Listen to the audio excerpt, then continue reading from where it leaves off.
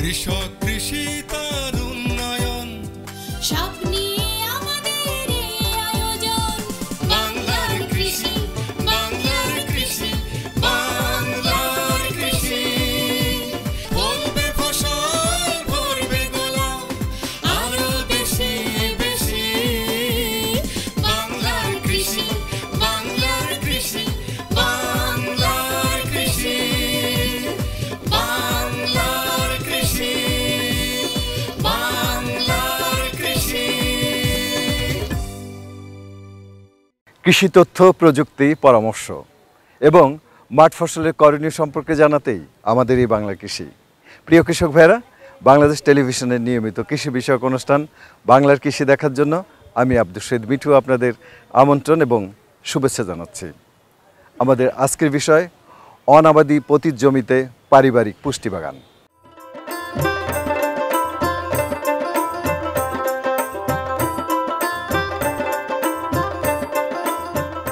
বাড়তি জনসংখ্যার মুখে আহার তুলে দিতে প্রয়োজন হচ্ছে বাড়তি খাদ্য, অথচ আবাদি জমির পরিমাণ দিন দিন কমে যাচ্ছে।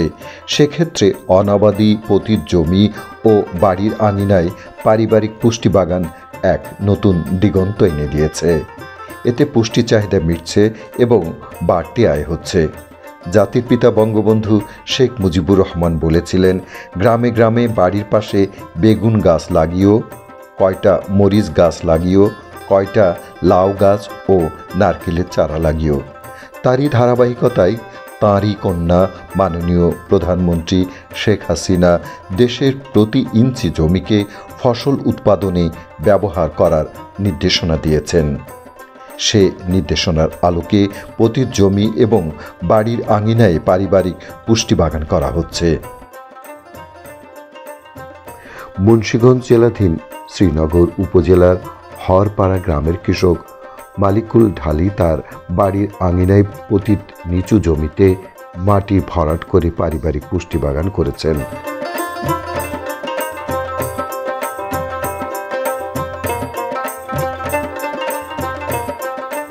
কি নাম ভাই আপনার? আমার নাম মোহাম্মদ মালিকুল ঢালি। আচ্ছা, আপনার এই জায়গাটা তো পতিত ছিল নাকি? হ্যাঁ, এটা কিভাবে আপনার চাষ আওতায় আনলেন? এটা চাষের আলতামনে যে ইয়াসমিন করে আসলে অফিসের উপজেলা? হ্যাঁ, সে আসলো, আইসা বললো এই জায়গাটা পতিত কৃষি অফিস থেকে আসছে? কৃষি অফিস থেকে আসছিল। আসার পর আমি বললে আপনি এই ফসল ভালো হবে বা খাইতে পারবেন, পুষ্টিকর খাবার তৈরি হইব। এই জায়গাটা আগে কেমন ছিল? এই জায়গাটা এটা একটু অগোছল ছিল আর কি, ছিল যে জঙ্গল মঙ্গল হয়ে থাকতো আর কি, জঙ্গল ছিল। হ্যাঁ, তারপরে এটা আপনারা পরিষ্কার করছেন? হ্যাঁ, পরিষ্কার করছি, কইরা বেড সিস্টেম করছি। মানে দেখাই দিয়েছে তারা, কৃষি অফিসের থেকে এসে দেখাই দিয়ে গেছে। আমি করার পর এটা 2-3 বছর ধরে করতেছি। আচ্ছা, কয়টা বেড এখানে আপনার? এখানে 5টা বেড। 5টা বেডে 5টা রকম 5 রকম করছি। এখানে 5 রকম কি কি আছে আপনার এখানে? এখানে লাল শাক আছে, এই যে সবুজ শাক আছে, ডাঁটা শাক, ওই মেথি বুনছি যে জ্বালাইছে মাত্র, পালং শাকও আছে। পালং শাক আছে, আবার ওই পাশে মেথি শাক। এখানে আপনারা যে সার দিয়েছেন, কি সার দিয়েছেন? আমি জৈব সার ব্যবহার করি। আচ্ছা, তার মানে এটা অনেক সুস্বাদু। খাওয়া চলতেছে, আমরা খাইতেছি আর আনন্দ পাইতেছি। আচ্ছা, আমি ওখানে এমনই হয়েছি, মানে এটা না করলে ভালো লাগে না। আচ্ছা, এটা করলে খুব ভালো। বিক্রি করছেন এর ভিতরে? হ্যাঁ, হালকা পাতলা বিক্রি করছি, আর খাওয়া দাওয়া চলতেছে। আমাদের ফ্যামিলি বড়, খাওয়াটা তো চলতেছে, এটাই বিশাল। বাগানের চারপাশে পরিকল্পনা করে লতা জাতীয় ফসলের জন্য মাচা তৈরি করেছেন এবং মাঝখানে বেড করে সেখানে নানান ধরনের সবজি চাষ করা হচ্ছে। খেতে মোট 5টি বেডে বিভিন্ন ধরনের সবজি চাষ করেছেন তিনি। এখানে আমি মরিচ চারা লাগাইছি, বাঁধাকপি লাগাইছি, পাতাকপি লাগাইছি, হ্যাঁ, বেগুন চারা লাগাইছি। এতে পোকামাকড় লাগে? লাগে, হ্যাঁ, ওই মাঝে মধ্যে লাগে। পোকামাকড় লাগে এখানে? এটা আপনার ওই যে একটা লাল জাতীয় একটা পোকা আছে, হ্যাঁ, ওই পোকাটা লাগে।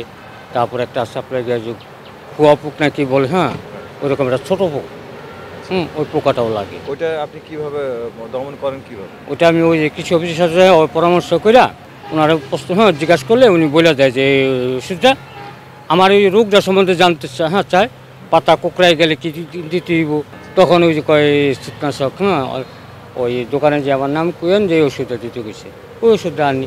সবজির মধ্যে রয়েছে পালং শাক, লাল শাক, ডাঁটা শাক, টমেটো, বেগুন ও মরিচ।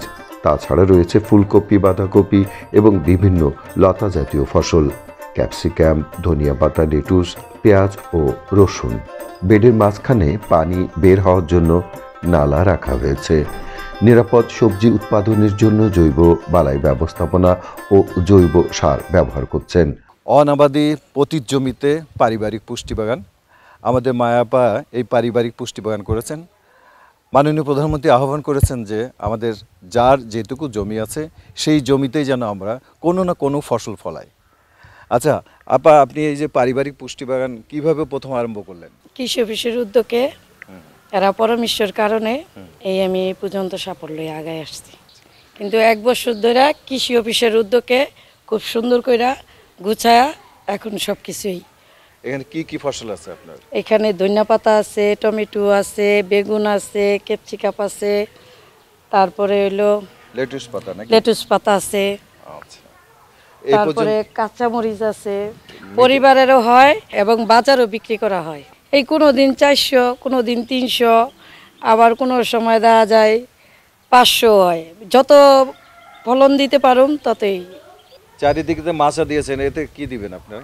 এক সাইডে শসা দিমু, এক সাইডে করলা দিমু, আর হলো ওই যে বর্তমানে বটবটি দেওয়া আছে, আচ্ছা, করলাও দেওয়া আছে, আর তারপর চিচিঙ্গা আছে না, চিচিঙ্গা।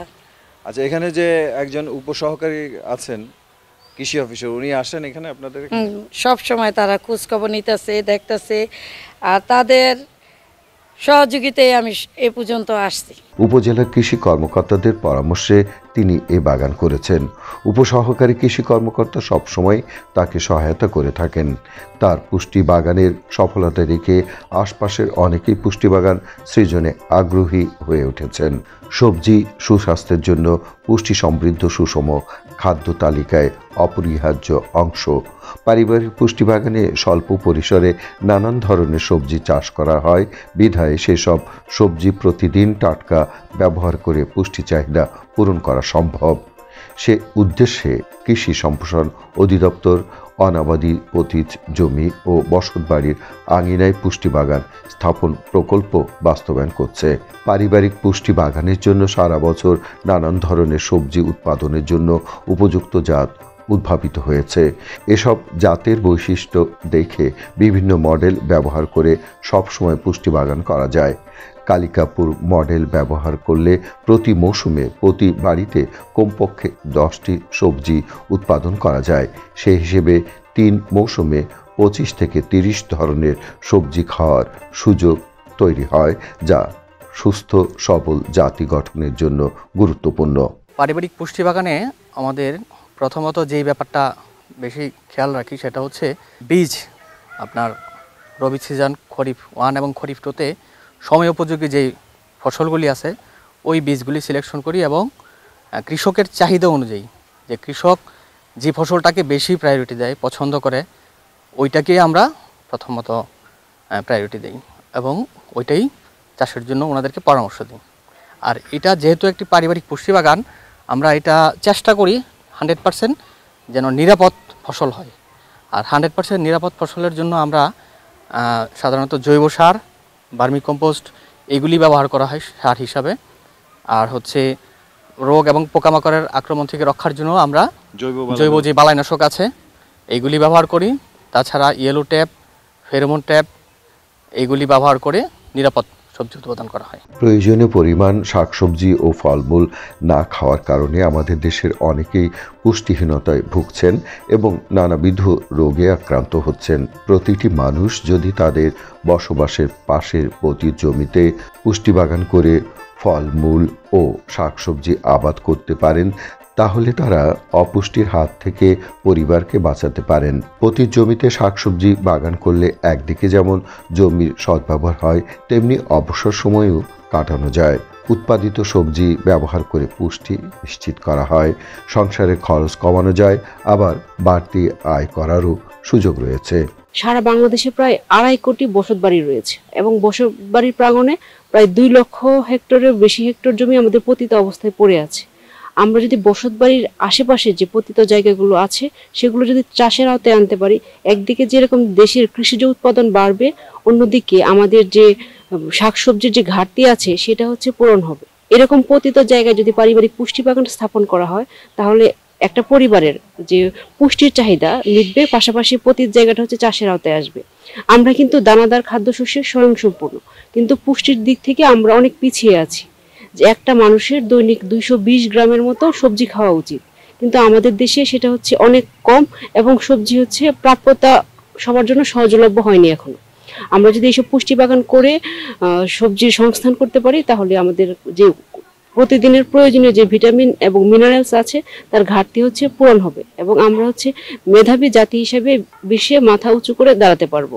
এরকম পারিবারিক পুষ্টি বাগান যদি স্থাপন করা হয় তাহলে দেখা যায় এখানে 5টা বেড আছে, দুই পাশে দুইটা করে 4টা মাচা দেওয়া যাবে এবং পুষ্টি বাগানের পাশে 2টা বেড স্থাপন করে সেখানে হচ্ছে ছোট ছায়াযুক্ত ফলের গাছ রোপণ করা যাবে। এতে করে কি হবে যে একটা মৌসুমে 10 থেকে 15 রকমের সবজি আবাদ করা যাবে এবং সারা বছরে প্রায় 30 প্রকারের সবজি উৎপাদন হবে এই পারিবারিক পুষ্টি বাগান থেকে। ফলে আমরা যে বলি যে প্রতিদিন হচ্ছে 220 গ্রাম সবজি খেতে হবে, 1টা বা 2টা করে ফল খেতে হবে, ওই ঘাটতিটা কিন্তু পূরণ হবে এবং আমরা হচ্ছে পুষ্টি সমৃদ্ধ মেধাবী জাতি হিসেবে গড়ে উঠতে পারবো। সকল বসতবাড়ির আঙিনায় অনাবাদি পতিত জমিতে পারিবারিক পুষ্টি বাগান করা গেলে দেশের নিরাপদ খাদ্য ও পুষ্টি চাহিদা পূরণ হবে। তাতে গড়ে উঠবে জাতির পিতার স্বপ্নের ক্ষুধামুক্ত ও দারিদ্র্যমুক্ত সমৃদ্ধ বাংলাদেশ।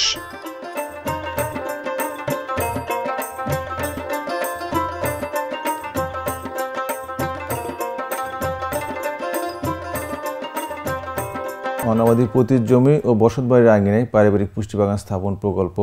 এ যাবৎ প্রকল্পের আওতায় আমরা লক্ষাধিক পারিবারিক পুষ্টি বাগান স্থাপন করেছি। 4,89,150টি পারিবারিক পুষ্টি বাগান স্থাপন করা হবে। প্রতিটি ইউনিয়ন পর্যায়ে 100টি করে পারিবারিক পুষ্টি বাগান স্থাপন করা হবে। মাননীয় প্রধানমন্ত্রী যে ঘোষণা দেন 1 ইঞ্চি জমিও যেন অনাবাদি না থাকে, সেই 1 ইঞ্চি জমি যেন সদ্ব্যবহার করা যায়, কৃষকের প্রতিটা জায়গা যেন আমরা আবাদের আওতায় আনতে পারি, সেই লক্ষ্যকে সামনে রেখে প্রকল্পটি হাতে নেওয়া হয়। এটা বসতবাড়ির আঙিনায় এবং আশেপাশে যে অনাবাদি এবং পতিত জায়গা পড়ে থাকে সেই জায়গাগুলোকে উদ্দেশ্য করে আবাদের আওতায় আনার জন্য কাজ করে যাচ্ছি এবং এই প্রকল্পের মাধ্যমে প্রতিটা 1.5 শতক জায়গায় এক পুষ্টি বাগান স্থাপন করে দেওয়া হবে, যেখানে 5টি বেড থাকবে এবং 5টি বেডে 5 ধরনের সবজি থাকবে এবং এটা রবি, খরিফন, খরিফ 2 3 সিজনেই সারা বছরব্যাপী সিজন মৌসুম ভিত্তিক যে সবজিগুলো হয় সেই সবজিগুলো তারা উৎপাদন করতে পারে এবং পাশাপাশি মাচায় তারা সবজি চাষ করবে এবং সেই বিষয়ে তাদেরকে প্রশিক্ষণ এবং হাতে কলমে তাদের এগুলো আমাদের মাঠ পর্যায়ে উপসহকারী কৃষি কর্মকর্তা এবং উপজেলা কৃষি কর্মকর্তা এবং কৃষি সম্প্রসারণ অফিসার তারা এগুলো বাস্তবায়নে সম্পৃক্ত থেকে তদারকির মাধ্যমে এগুলো বাস্তবায়ন করে যাচ্ছে এবং এতে দেখা যায় যে একটি পারিবারিক পুষ্টি বাগান থেকে একটা কৃষক পরিবার তার সারা বছর যে পুষ্টির চাহিদা বা শাকসবজি সে সেখান থেকে সংগ্রহ করতে পারে এবং উপরন্তু অনেক সময় তারা উদ্বৃত্ত সবজি বিক্রি করেও সেখানে থেকে 2টি পয়সা তারা আয় করে পরিবারের অন্য চাহিদা তারা মেটাতে পারছে।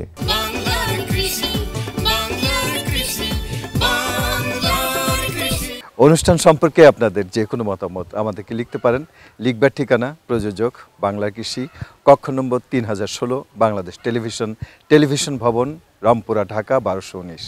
Email banglarkishi1314@gmail.com। Facebook Bangladesh television.